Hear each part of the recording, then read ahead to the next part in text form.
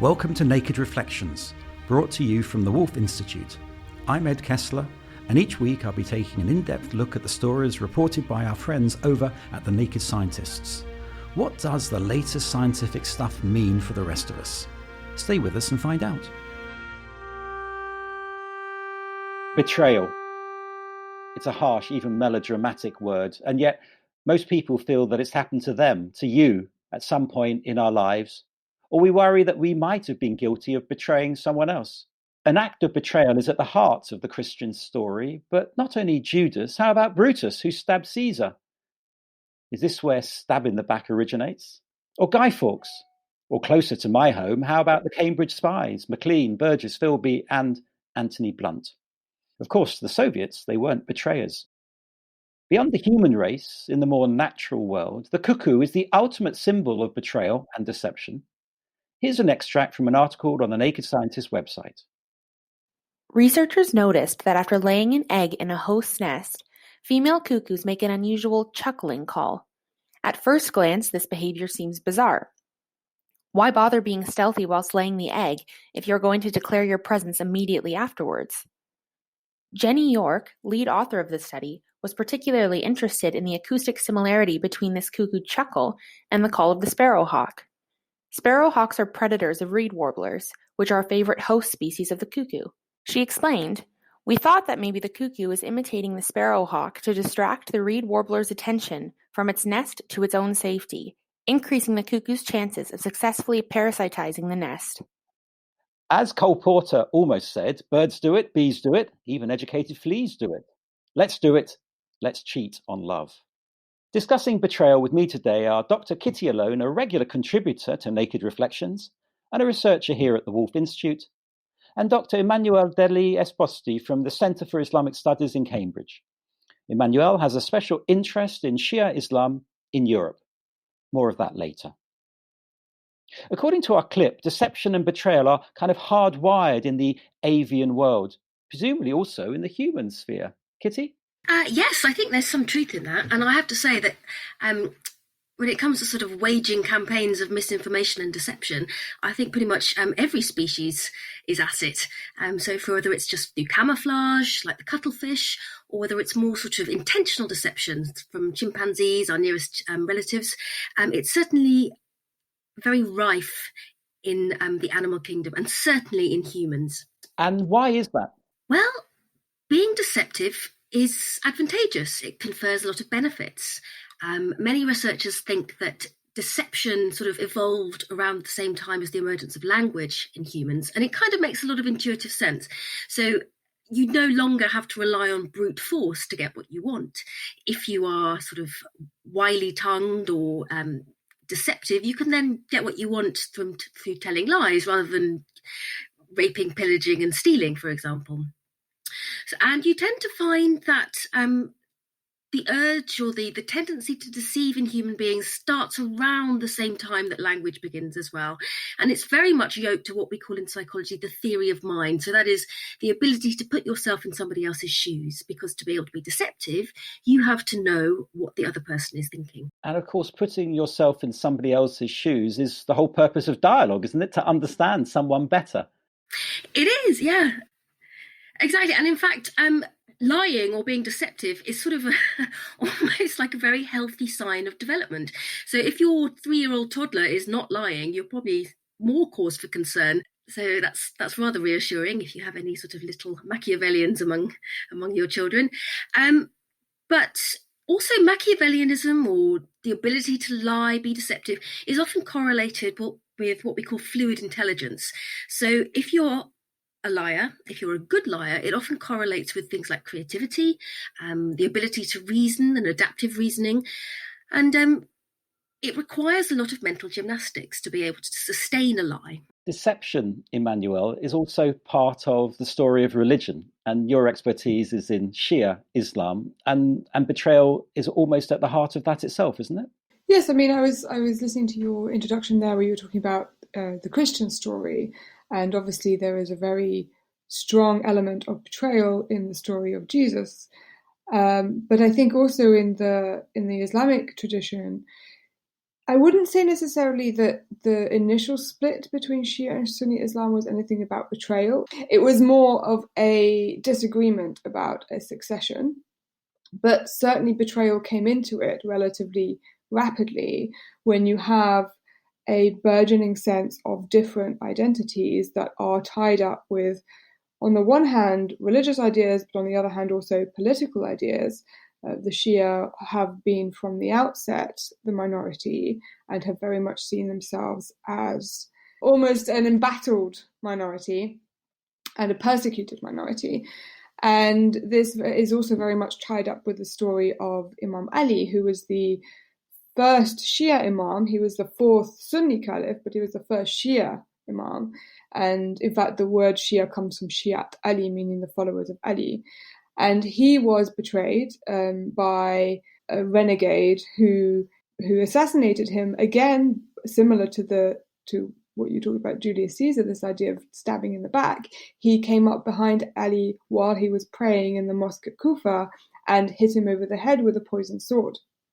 So betrayal is in some ways not just part of the human condition, as Kitty was saying, but also part of the story of religion. Do you think the issue of betrayal is magnified because of the intimacy of the relationship? In other words, the closeness of the Shia and the Sunni, so that disagreement was understood in language of betrayal because they were so close, or because you look at the story between Jesus and his fellow Jews, there was a family story which increased the magnitude of the disappointment, the loss, the disagreement. In all honesty, I've never really seen it in that way in terms of it being any kind of family or closeness. I think the story of Imam Ali is more of a renegade who is trying to make the world a better place in the Shia story, and who is rejected by the majority and therefore assassinated. In a similar way to Jesus at the time. In the Christian story, you have Jesus as this redemptive figure who was not accepted at his time. Interestingly, the Shia sense of betrayal continues with Imam Ali's son, Imam Hussein. Part of the history of Shiism is the death of Imam Hussein at the Battle of Karbala, which happened a number of years after the death of Imam Ali. And Imam Hussein was again betrayed by the people of Kufa. Interestingly, again, it was in Kufa, when they allegedly pledged allegiance to him against the Sunni Caliph of the time, and then reneged on their promise to support him, such that he and his family were then massacred. So you have very much this sense of shifting allegiances, and how you have these political pawns that are being played, but then it is ultimately people who pay the sacrifice, and people's lives who pay the sacrifice. Yes, there are always consequences to acts of deception and betrayal. Kitty, if we were to extend it, if I were to ask you which act in human history epitomizes for you betrayal, what comes to your mind? Well, I mean, I think it's hard really not to say Judas Iscariot. I think that is the archetypal storyline around betrayal that everybody knows or has heard of. It's influenced art, literature. I mean, and it's interesting actually, apart from Peter, Judas is the disciple with the most amount of lines in the Bible. So there is something that we are fascinated by these betrayers, these deceptive Machiavellian figures. And so I'm going to say the obvious, I'm afraid. Judas Iscariot for me would be the archetypal story of betrayal. It's interesting you mentioned Peter, because of course he rejected Jesus 3 times. Exactly. And poor Judas, depending on whether you're sort of more on the line of the pro Judas, though it's hard to be, I have to say. But what's interesting actually is the way that the Judas story plays out. It's actually quite a psychologically convincing study of the effects of betrayal, certainly for Judas himself, depending on which of the Gospels you read. But actually in Mark, he tries to return the silver and he actually kills himself. So there is some degree of psychological truth to that story. There are enormous emotional consequences, not only for the person that you deceive or betray, but the betrayer themselves. And what I find fascinating is that people have, certainly in medieval Europe, people somehow sort of equated Judas Iscariot with the Jews themselves. And it was shown very often in the art of the time. So in medieval art in Europe, Judas is often shown with flaming red hair. And in fact, there's an old saying in English, which is to be Judas born is to be born with red hair. And this association is believed to come from the sort of the medieval trope of Jews having red hair. And what about you, Emmanuel, in terms of a moment or a figure in human history? What strikes you as a sort of epitomizing betrayal? Well, it's a very big question. I think there are numerous instances of betrayal in human history. And I think what's so interesting is that the idea of betrayal comes out in so many different traditions and also taps into our own, and forgive me for my pop psychology here if Kitty could perhaps correct me, but it taps into our own insecurities that perhaps we don't know everything that is always going on and that we also second guess situations. And I wonder if that's perhaps one of the reasons why we are so fixated on these figures.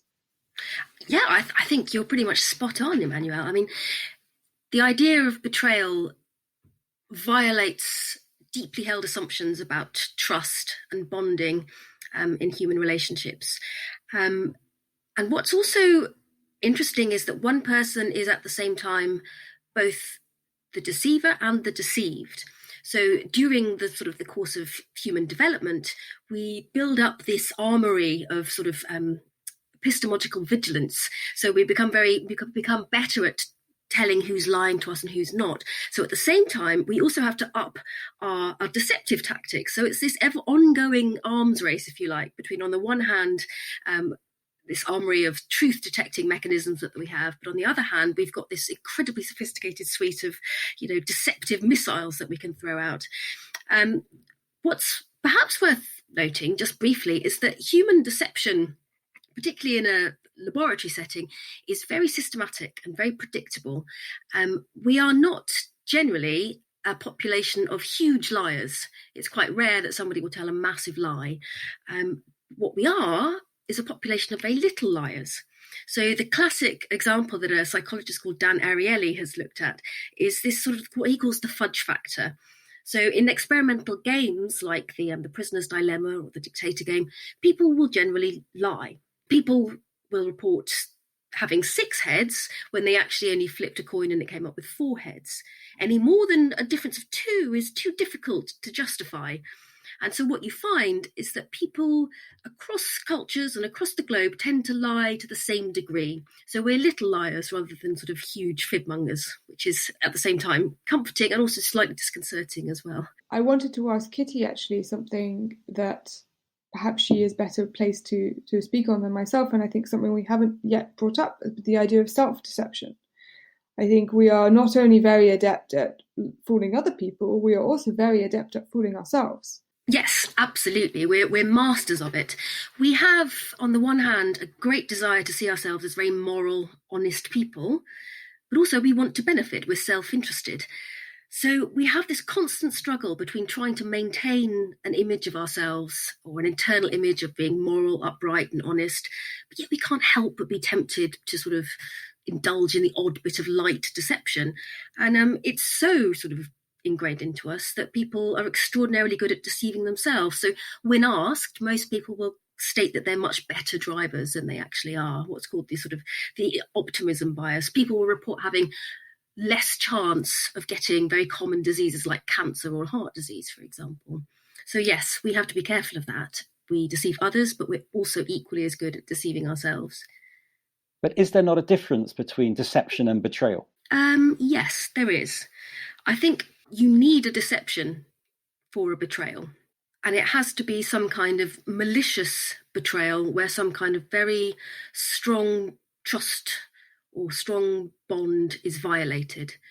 So you can't be betrayed without there being some element of deception involved. But the same is not true of deception. Well, I'm not going to deceive you when I tell you that we've reached the halfway point of this podcast. You're listening to Naked Reflections with me, Ed Kessler, and my guests this week are Dr. Kitty Alone and Dr. Emmanuel Deli Esposti. And we're discussing betrayal. Social scientists have had a great time devising experiments to explore the nature of human deception and betrayal. Here's an account from the Naked Scientists of a recent piece of research. Professor Prada's research is largely based on MRI, magnetic resonance imaging scans. The researchers view what happens in the brain when people play the prisoner dilemmas game, where people are asked to choose either to cooperate with or betray a partner without ever having met them. If they cooperate, they each receive a small and equal proportion of a reward. If one cooperates and the other does not, the one who does not will win all of the reward, while the one who did cooperate gets nothing. Kitty, could you explain this and sort of other experiments in your field? Yeah, absolutely. I mean, people in psychology and behavioral economics are coming up with sort of increasingly more elaborate ways to deceive people in the lab, but deceive them for the purpose of good, which is science.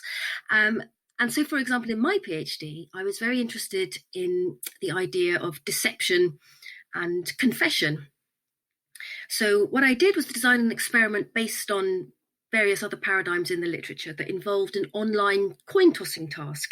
So all participants were told that they had to toss the coin 10 times and then report the amount of heads that they got. And for every head that they report, they got an extra 10 pence. Unbeknownst to them, the task was actually rigged, so you could never get any more than 2 heads. And what we found sort of was in line with virtually every other finding in the literature, in the similar literature. So people would over-report systematically.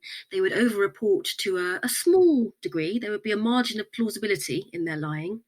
What was interesting, though, was the more they cheated, the more morally outraged they were when we asked them, have you cheated?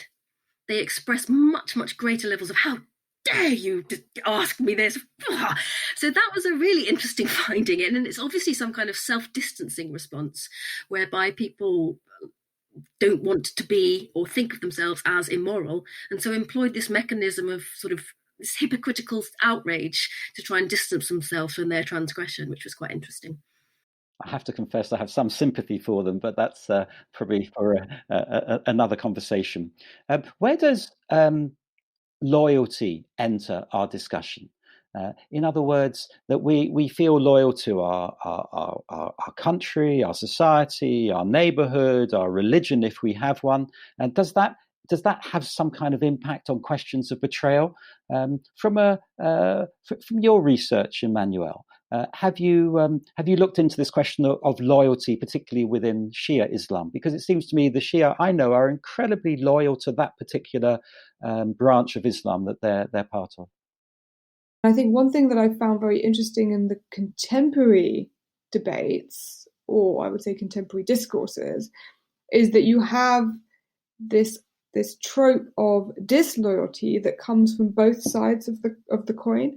So on the one hand, you have a lot of very virulent Salafi propaganda, especially since the sort of early 2000s, since the civil war in Iraq and since the rise of ISIS, which employs this idea of takfirism, which is the notion that Shias are not Muslim, and compares them to, or calls them some pagan or unreligious kafir. And so this idea that somehow Shias have betrayed the true Islam. And it's magnified by the closeness of the people who've let you down, or the people who've betrayed you. Because I often say to my students when I'm teaching about polemic, who do you argue with most? And of course, the people you argue with most are those you're closest to, those you love. And there's nothing like family strife. And the use of language like betrayer, traitor, treason is not that uncommon in big family arguments. Would you agree, Kitty? I would, and in fact, it's interesting that you mentioned the Cambridge Five, because a quote that's often attributed to Kim Philby is, "To betray, you have to be part of the group." And I think that's absolutely true. The betrayal is so much more intense because it's come from somebody within the group, somebody who has violated these very deeply held social group norms, and for that reason alone, the betrayal is much deeper. But one person's betrayal is another person's hero. And that's one of the interesting things about the Cambridge spies, is that for the Brits, the sort of feeling let down by these, men who were trained and brought up in the sort of very traditional way were heroes to the Soviet Union. So is it a matter of simply perception? That's an interesting question. Even from a Russian perspective, there is still some betrayal, but the betrayal happened to be for the benefit of the Russians. So it was for the benefit of the side that you're on. So in that case, oh, he's a hero. So it's a very difficult, complicated dynamic. But there's still a betrayal for me. And I think the perception of whether that betrayal is good or bad depends on whether you're benefiting from it or not. That's interesting because if you, most recently, here we are doing a remote podcast because of COVID-19. And do you remember the Chinese doctor who was the first one to actually report the outbreak of the coronavirus? Dr. Li Wenliang was reprimanded for betraying Chinese society and stirring up trouble. Now, we would regard him, and most of the world would regard him, as a hero. But at that time, the Chinese authorities regard him as an act of betrayal. Where does that sit in your psychology, Kitty, of what you were saying, betrayal being part of the human condition? Because I'd say most of us would not see that at all as an act of betrayal. No, obviously not, but that's because we're on the other side. But just as deception is a part of sort of human experience, everybody at some point in their life is going to experience betrayal. You know, the magnitude of that will vary, but everyone will experience what it feels like to be betrayed. And it has very significant psychological consequences. So, depression, anger, self-doubt. But then even further along the spectrum, it can often lead to sort of much more longer-term serious psychiatric problems. Like, so severe betrayal trauma is often linked with OCD and PTSD. And interestingly, what's often associated with betrayal in psychiatry, in very serious clinical cases, is a sense of mental contamination. So the betrayal actually makes you feel dirty, that you have this internal feeling of dirtiness. And Emmanuel, in terms of contamination, and trying to put it into a religious context, there is this sort of sense between faith communities, and particularly within faith communities, of being contaminated by the impure, whoever that impure might be. Very much so. And I think one of the problems with the very virulent Salafi takfirism I was talking about earlier is this idea that Shias are somehow unclean. Because in Islam you have the idea of negus, which is those who are unclean. So Muslims wash themselves because certain bodily substances are negus and have to be washed before you can pray. Certain people are negus. Those who are kafir are considered negus. So Hindus, pagans, atheists, and within certain discourses, Shias. I think what's so interesting about this idea is how it's also fluid depending on what position you're standing in. I think, as Kitty was saying, what counts as good or bad is very much dependent on your perspective.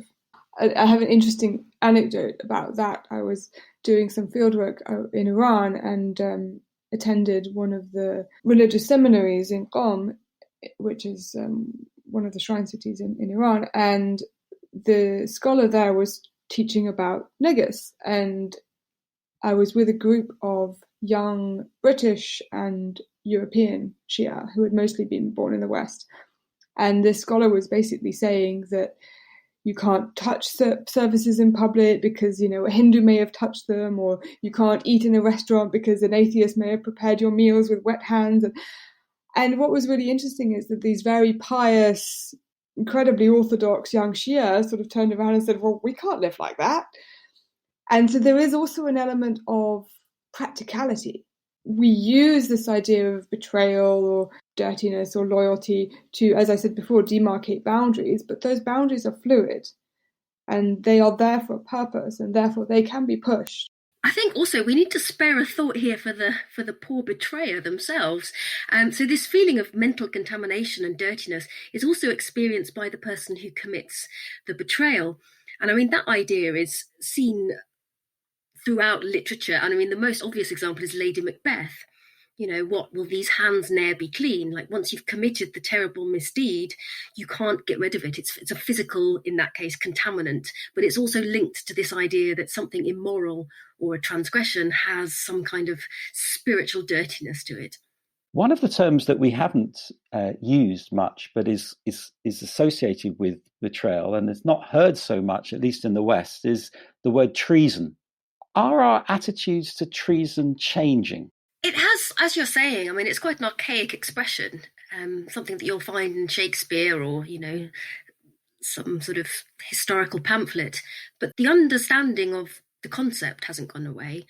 And we're generally lucky that in the modern age, we haven't had such societal conflict that was happening at the time of, the Elizabethans or the Romans. We live in a relatively stable, here in the West, a relatively stable social world. But it's interesting that now things have changed during COVID, and people are scared.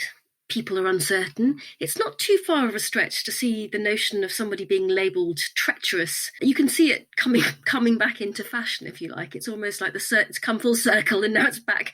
It's not much longer before it's going to be back in trend.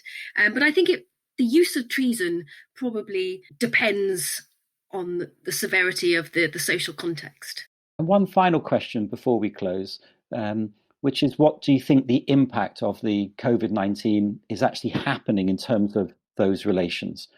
Just one of the things that I found quite interesting in the current crisis is the way in which I think Muslim and ethnic minorities have been especially affected by corona. And there is some sense, I think, of betrayal from those members of minority communities who, for example, make up the bulk of our NHS, and yet who have been betrayed by government policies in the last 10 years, for example. And last word to you, Kitty. The one thing I would say is that broadening our means of communication, to me as a psychologist, sort of has one massive implication, which is that you're broadening the ways in which people can be deceived and betrayed. So just because you physically can't see somebody does not mean that you can't betray them. That being shut in our house and self-isolating is not going to stop this sort of inbuilt desire or inbuilt drive to deceive. And ultimately, that means that people will still be betrayed, but just from a safe distance. Well, Kitty, I promise you and Emmanuel that we won't betray you when we edit this episode of Naked Reflections. And that's all we have time for this week. Thanks to my guests, Kitty Alone and Emmanuel Degli Esposti. And thanks to you too for listening. If you'd like to get in touch with any comments or reflections of your own, you can email nakedreflections@wolf.cam.ac.uk. Let us know what subjects you'd like to hear more about and how you'd like us to cover them. We'd love to hear from you. In the meantime, you can find more episodes of Naked Reflections and subscribe to Naked Reflections podcast wherever you access your podcasts or at nakedscientist.com/reflections. Do join us next time.